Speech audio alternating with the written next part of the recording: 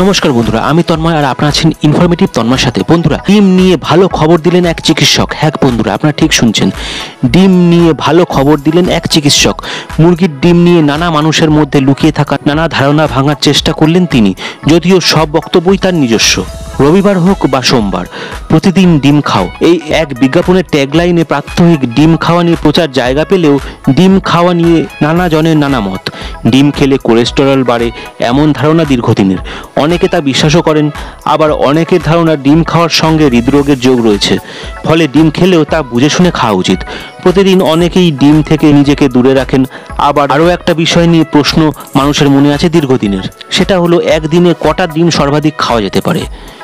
যদিও তা নিয়ে বিশেষজ্ঞদের মধ্যে মতবিরোধ রয়েছে, তবে ডিম খেলে কোলেস্টেরল বাড়ে এমন ধারণাকেও বিশেষ গুরুত্ব দিতে নারাজ কেরালার স্টেট IMA রিসার্চ সেলের চেয়ারম্যান তথা প্রখ্যাত গ্যাস্ট্রোএন্টোলজিস্ট রাজীব জয়দেবন। চিকিৎসক জয়দেবনের দাবি, দিনে একটি ডিম শরীরে সবচেয়ে ভালো প্রোটিন প্রদানকারী। এছাড়া ডিমে থাকে ভিটামিন, খনিজের মতো প্রয়োজনীয় উপাদান। চিকিৎসক জয়দেবন সেই সঙ্গে আরও বলেন যে ডিম এমন একটি খাদ্য যা প্রতিদিন খাওয়াটা সব দিক থেকে সুবিধার, কারণ ডিম খুব সহজেই পাওয়া যায়। সেই সঙ্গে ডিমের দামও তুলনামূলকভাবে অনেকটাই কম, ফলে সবাই দিনে একটা ডিম অন্তত খেতেই পারেন। মানুষের ডিমের প্রতি ভীতি অহেতুক বলেই মনে করেন চিকিৎসক। সংবাদ সংস্থা IANSকে দেওয়া সাক্ষাৎকারে তিনি সকলকে সচেতন করে বোঝানোর চেষ্টা করেছেন। অনেকে মনে করেন যে এই খাবারটি খাওয়ার সঙ্গে কোলেস্টেরল সরাসরি সম্পর্কযুক্ত, কিন্তু তা আদপে একদমই নয়।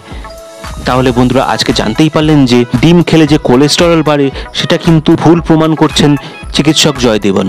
বন্ধুরা, আজকের ভিডিওটা আপনাদের কেমন লাগলো কমেন্ট করে অবশ্যই জানাবেন। ভিডিওটা ভালো লাগলে একটা লাইক দিয়ে দেবেন। চ্যানেলে নতুন হয়ে চ্যানেলটা সাবস্ক্রাইব করে নিয়ে বেল আইকনটাকে অন করে দেবেন, তাহলেই আমার পরবর্তী সমস্ত ভিডিওর আপডেটেড নোটিফিকেশন চট করে আপনাদের মোবাইল স্ক্রিনে পৌঁছে যাবে।